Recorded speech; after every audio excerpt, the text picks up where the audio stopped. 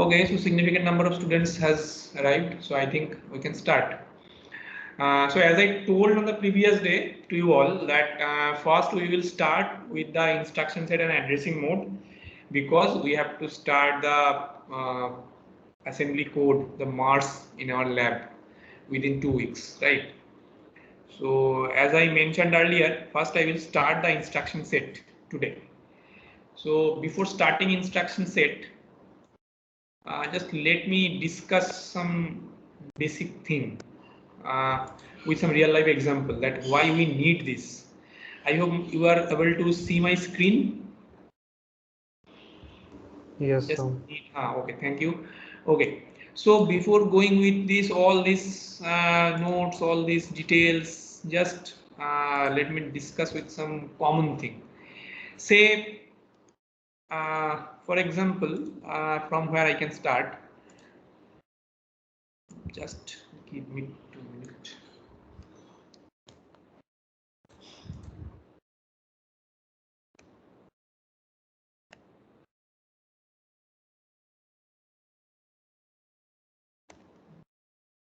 Okay, so I'm writing. Okay, that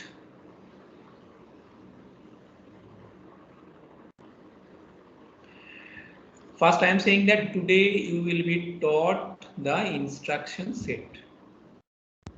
Okay, so first thing you should know that why it is required. Okay, uh, now I am not taking any computer architecture related thing or microprocessor related thing. I am just trying to give you some real life example. Say I am my birth location or by origin I am Bengali, so I am from West Bengal. My mother tongue is Bengali. So if I use my regional language to communicate with you all, will you be understand? Obviously not, because you don't know this language, right? You are not trained with this language. Some of you, but some of you can understand, because those who know this language, they can grab my word, they can grab the meaning. So for them it is okay, but it is not common, right? Similarly, if I use Hindi always, then some people who are from some southern zone of our country, they will not be able to understand. If they start to use their own language, then the North Indian will not understand. So we should use one common language. That is why our mode of instruction is English. Common thing, right? Because we all can understand this thing quite easily. So that is why we are using English. Now, the same thing you can think in reference to system, that when you are using the sentence or you are using the command in your programming language, any kind of programming language, different programming language has different type of statement or different type of command, right? Now every language has its own specification, own type of representation, but ultimately my system is getting all this thing. Okay, and who is helping to understand this thing? The compiler is actually compiling your program. He is actually compiling that, he is actually transferring this language to the system, then system is reacting, system is performing the operation what you are asking to do so to the system. Okay, so that means there is a common set of thing which can be understood by the system. Yeah. Any question? Okay. So that means there is a common set of thing which is understood by the system. So that means whenever we pass any instruction to our system, that is being transferred to that level language or that level, that mode of instruction that the system can understand and they can able to perform, right? So this is a basic that due to this we need a common instruction set. Now think that say in assembly language you have not been taught the assembly.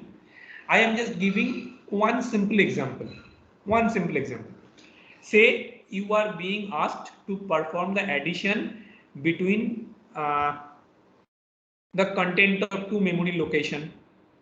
Okay, say one memory location is B, another memory location is C, and these two will be represented like this: memory location of B, memory location of C, and your result will be stored at memory location of A.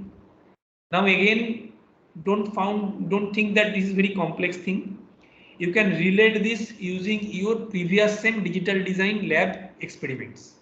At that time, we used to take some variables using input, right? We used to write like input PQ, then we used to write like output R.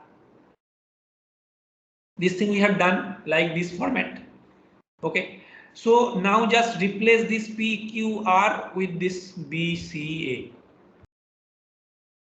Okay, so that means what the variable you are taking, those variables are being stored in some place of the memory of your system. Understood? So now say you are being instructed to perform the addition between these two, and the result will be added to this one. Then what you will do? You will simply perform this type of thing, P plus Q, right? Or in terms of assembly, what we will write like this way: add A, comma, B, comma, C. That means it is basically none other than A will store the addition result of B and C. So this is your assembly language. Okay, this type of language you will write in programming. So now you can see that this is your actually instruction. You are asking to perform addition, right? Who will be added? These two values will be added. Where will be stored? Here will be stored, right? Now, how system will know this thing, or how system will understand that this is the addition between these two, and this variable will store like all these other thing. Okay, so in reference of that, this thing actually, this ADD, this is add, this is addition, this is common English language, that language is known by us. But how system will know this? One corresponding code, okay, one corresponding code which actually represents this add statement will be understood by your system. So system will not understood the add language. System will understand only the code. Okay, so obviously code means there will be some number. Say for example, I can say for addition, the code is 346. For example, okay. So that means 3 can be represented by some set of binary numbers, 4 can be represented by some set of binary numbers, 6 can be represented by some set of binary numbers. So those set of binary numbers will be stored in this format.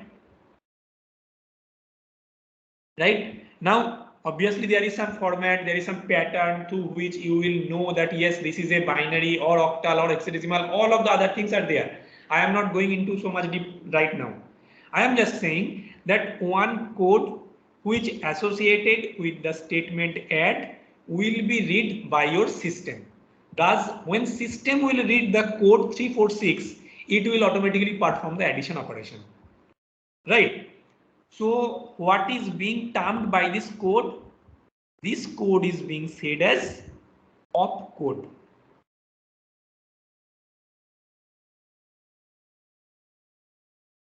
Okay, opcode of one instruction, right? So what is next?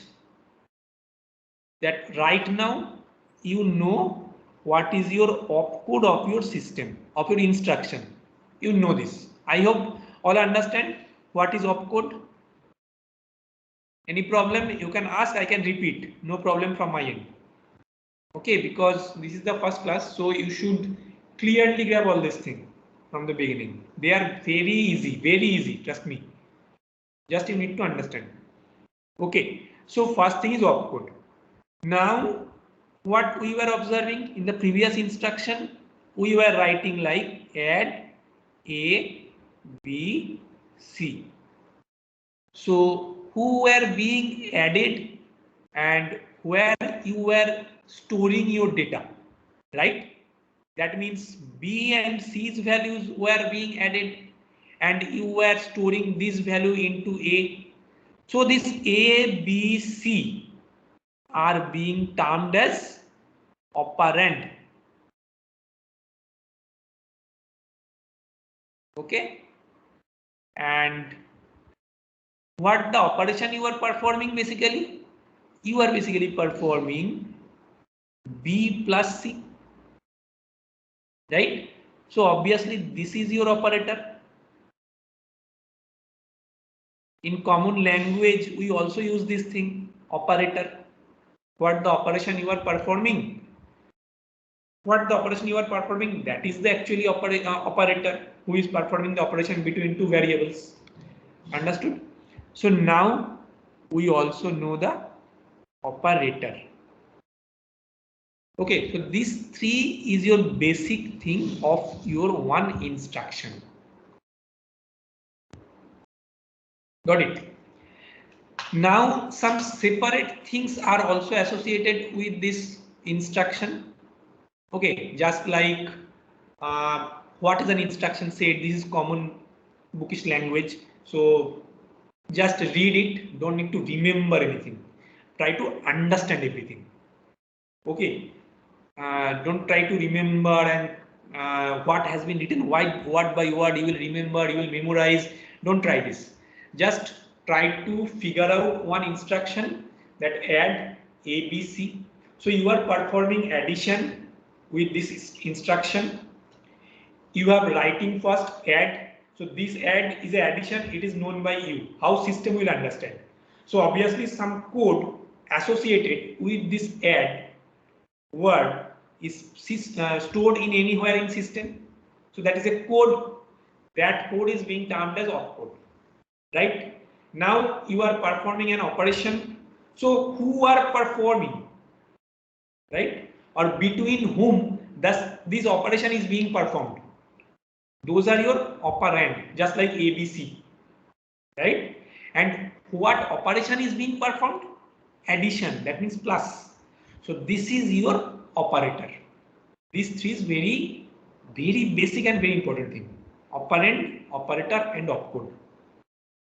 Okay, so now if you come into some more detail of instruction set architecture, there is another one more important thing, that is the source operand reference, that is the resultant operand reference. So what is this thing? Till now what we have seen? Whenever we are performing this thing, that means initially what I wrote for B, one memory location, we just thought like memory location of B. For C, we thought memory location of C, and for this variable A, we thought memory location of A, right? So now when you are performing the addition operation, from where you are taking your variables, identify the word, from where you are taking your variables, from this variable and from this variable. Now these two variables are being stored in somewhere in the memory. So those location is memory location of B, memory location of C. So this two is being said as source operand reference, right? So this will be termed as source operand reference. Okay. Now when you are trying to store them, right? Because you are performing addition, you will store somewhere. That result will be shown to the user, because user is actually wanting some user wants some result, right? So that means this A will be shown to the user. That means this A is also will be stored in some location. That location is memory location of A. So this is will be termed as resultant operand reference. Okay, So this two thing is important, and you already know what is opcode. Now if I go to the next one, there is some where are the operands. That means this is the thing you are talking about, that this A, B, C all are operand. So where they can be stored, where they can be stored. So think about from the previous example again, digital design. Whenever you are trying to run or you are trying to verify your program, what did you try? You first take one variable, you try to store it into some register. Sometimes whenever it needs to store some data, you are just applying a register to store this data, right? This data also can be stored in memory. So that means there is several locations where your variables or where your operand can be stored. So which are those locations? Those locations are like this. It may be main memory, it may be input output device, maybe CPU register, maybe an instruction itself. So this thing also important, and instruction itself, you will also observe this thing when I will come in the addressing mode. There is one type of addressing mode when you will see that your operand itself situates in your instruction, no other where it is being stored. Okay, so that thing also will be informed. Just now think that where the operand can be stored, it can be stored in memory. Obviously, you have seen this example, previous example. CPU register, we have done this thing in our lab. Sometimes in IO device, that means when runtime, in runtime you are giving some data, right? So that thing, and in instruction itself, in some mode of addressing mode, you can set this value in some instruction. That is the point. So now there are several type of instructions. Okay, just like one address, two address, three address, different type of instructions can be available. So this type of instructions has been shown in this material. So I will upload this thing also in LMS. Already, actually one thing has been uploaded. You can see that unit 1 has been uploaded. So unit 1, you will find the addressing mode has been uploaded, and this introductory class which was being taken for on Saturday, the introductory part, basic introduction, that thing has been uploaded. So this thing still now is pending, but I will upload this also. Okay. So what we are talking about, that 3 address instruction, 2 address instruction, 1 address instruction, like this. So let us come with the 3 address instruction. Just right now, what the example I was showing you, that A, B, C, you are performing the addition between B and C and you are trying to store it into A. So what was actually being done?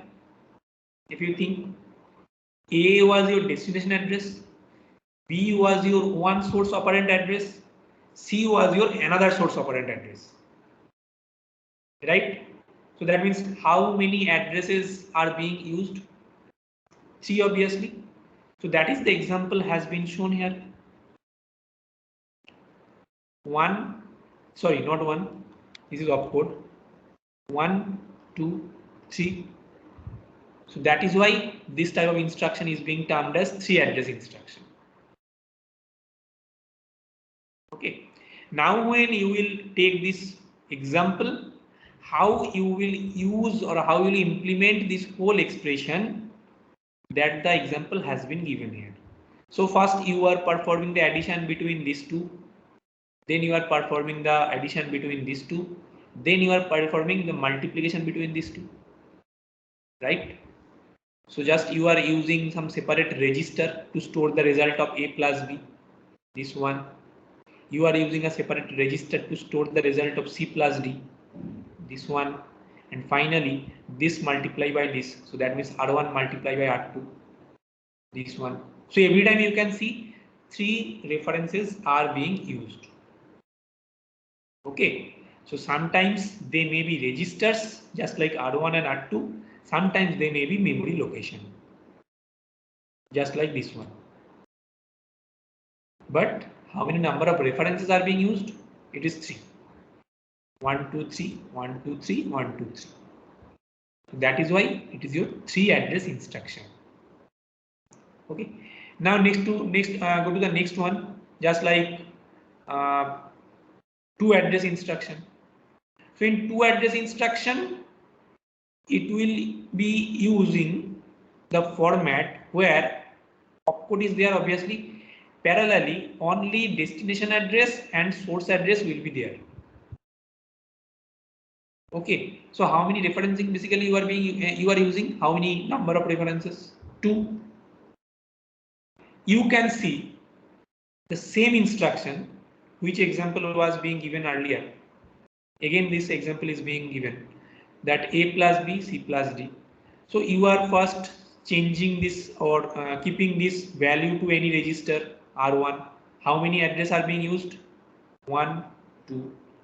Again, you are performing addition between these two R1B. So R1B means you will perform the addition between R1 and B and you will store the result also in R1, just like this. So if you check how many address reference is being used, again only 2, because both time you are using R1. So you are basically accessing only 2 reference. That is one memory location and another register, right? So here also you are using 2. Here also you are using 2 memory reference. Here also you are using the same. Here also you are using the same. So this is the example of 2 address instruction. Now the new thing will come when you will use the 1 address instruction. Here only 1 memory location will be used, right? So expression is the same. Now one new term you will check here, that is the accumulator. Okay, that is the accumulator. So when accumulator will be used, actually that is the inbuilt register for data manipulation. Okay, so what is this accumulator? In a single word you can say that you have microprocessor in your system. Okay, accumulator is one of the inbuilt register of this microprocessor which is being used for data manipulation. Okay, so I can say my accumulator is one part of microprocessor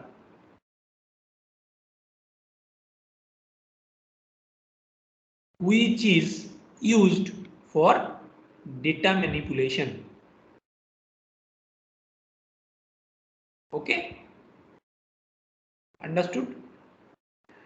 So that means this accumulator should have some fixed length because it is inbuilt. You cannot create it in your runtime, right? You cannot create it by your own wish. It is inbuilt for the processor. So what should be the length of this accumulator? Just think that accumulator is an inbuilt register for your microprocessor and always it is being used for data manipulation, right? So that means it should be the same length of your microprocessor data width. That means how many data width is being supported by your microprocessor. The same data width will be applicable for your accumulator. So that means previous day when it was used the 8086 microprocessor, at that time your accumulator should be 8 bit of width because 8086 supports 8 bit. Previously, that means right now the systems we are using, most of them are 64 bit support processor. So right now your accumulator length is 64 bit. In our lab, we will use the simulator Mars, right? So that means Mars is actually using 32-bit data. So that means in case of Mars simulator, the accumulator length will be 32-bit. Okay, so that means you can understand that accumulator is a specific register whose data width is similar with your processor supporting data, right? And when you are using this same instruction for this 1 address instruction, you will see that load A, add B, store T, like this all the instruction you are using, and every time what is being happened, from the memory location A, your accumulator is getting this data. That means again, how many memory locations are being used? Only one, that memory location A. Because I will not consider this accumulator location, it is inbuilt in processor, right? Accumulator is taking that data, accumulator is accessing those data. That means only one memory location is being used. In the next row again, you can see only one memory location is being used. Only one memory location. Only one memory location. So every time only one memory location is being used. That is why it is one address instruction. Okay. So right now there is also another type of instruction, that is a zero address instruction, but that I can say once I will cover the basic microprocessor structure. But for your lab, this 3 to 1 address instruction is sufficient. Whatever you will do in lab, for this, once you know what is 3 address instruction, you know what is 2 address instruction, you know what is 1 address instruction, those are sufficient. Okay, now one thing you can observe here, these two statements, load and store, right? Those are separate. So you can have an idea that what is load and what is store. See, whenever you are loading, load A, that means you are basically accessing those memory locations and you are just storing, you are just taking that data into your accumulator. That means memory locations content is being loaded into accumulator. Okay, and when you are storing, what is being happened at that time? Accumulator content is being stored into memory location. So I think you have an idea from this load and store, which one is reading and which one is writing. Load is reading, store is writing. Because once you are writing, that means you are write into the memory. And once you are reading from the memory. So that means your accumulator is reading the data from the memory. And your accumulator is writing the data to the memory. So that is why the first one was load, second one was store.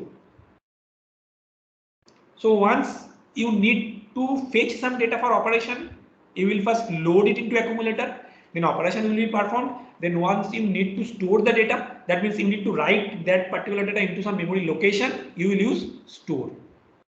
Okay, and the other things are quite common, like the final one, as the result is supposed to be observed from the variable x.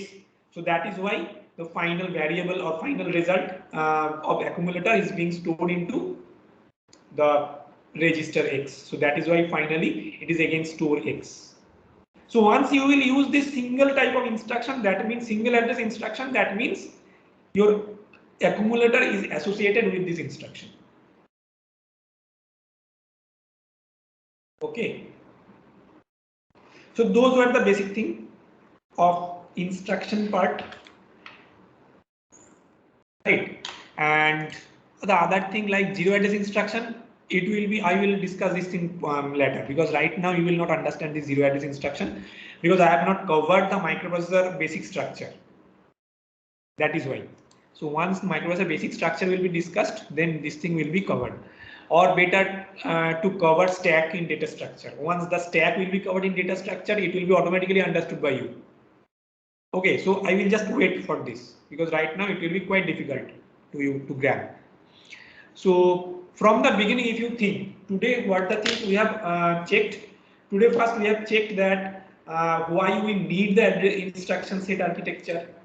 Okay, and how the instruction set architecture is being required for our operations or for our assembly language.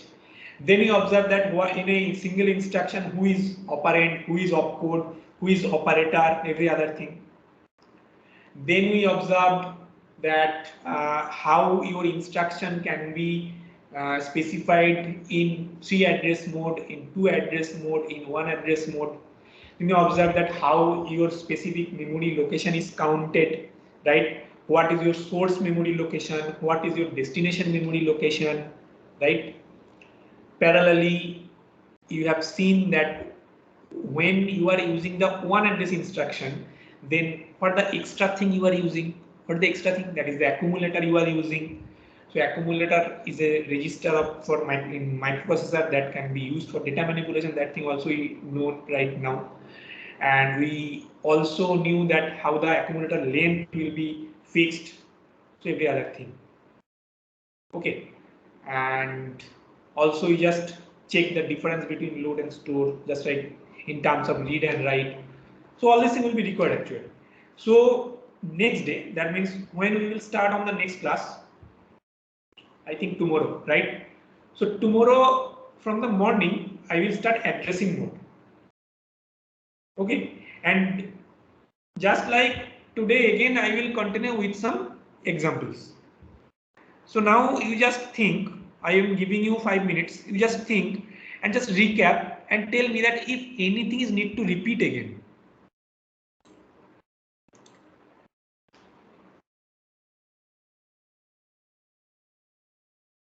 Okay, because lots of new terminologies has been discussed. So maybe you face some difficulties or may not be.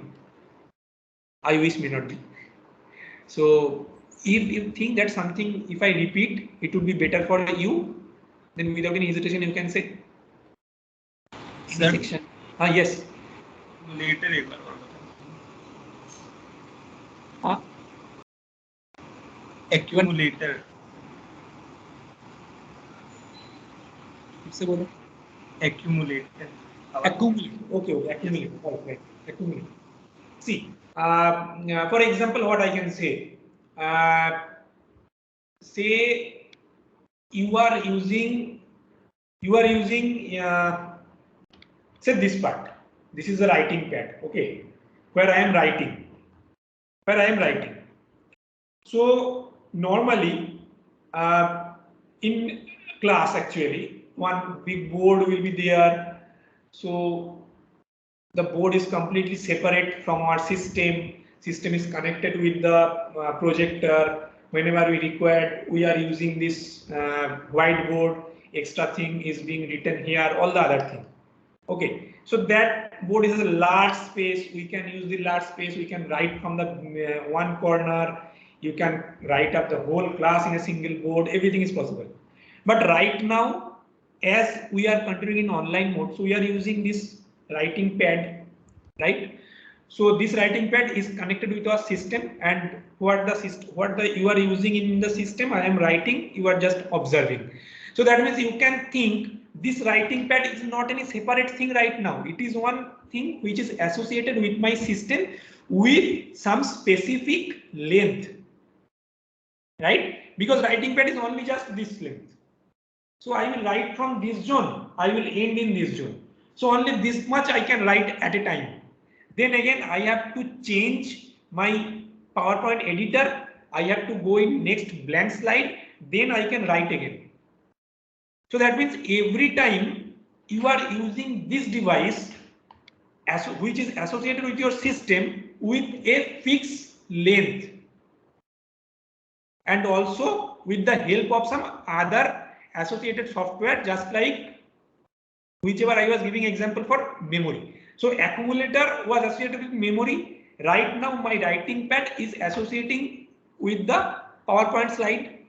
So sometimes I am using the PowerPoint slide for writing to show you, and sometimes when the data is being over or when the space is being over, then I am using the next slide to understand you, to get it understood by you. So this type of relation you can create. Your system also has one specific register which is associated with your processor. You will not be able to see because those are the motherboard part. In your motherboard that thing will be there. Okay, but those registers will have the fixed length with your processor data support bit. So if your processor can support 64-bit software, that particular register will also be a length of 64-bit. Okay, so that register is completely separate. So whenever you will use some one address instruction, that register will come alive and the register will come in action that yes, now he has called myself. So I will be perform all the operations. Then he will fetch the data from the register. He will perform the operation. He will store the data into the memory location. So all the other things will be done by him. That particular register is being termed as accumulator. Just like right now, when we are seeing that yes, I have to take the class, I just connect with my writing pad with the system and I start writing. Because I know if I start writing here, it will be seen by you. I can discuss it with you. Those things just related. Little bit of clear. Much more clear will be when you will do any one single program, and you will see that how the accumulator data is being changed.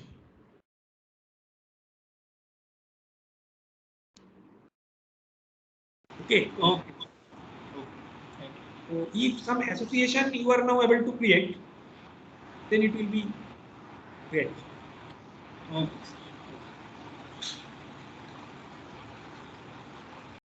Any other? Okay, so usually I think I can stop the recording because